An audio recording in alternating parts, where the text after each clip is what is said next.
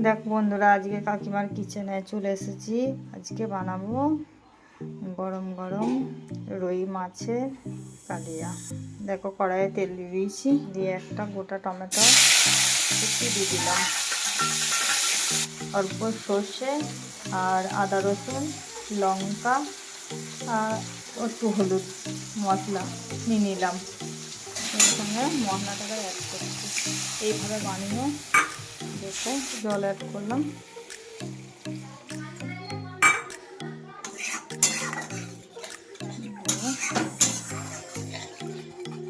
Add করে দিলাম। এবার একটু ফুটে জিরে বাটা দিয়ে দেবো, দিয়ে একটু নেড়ে নামিয়ে গরম গরম রুই মাছের কাতলা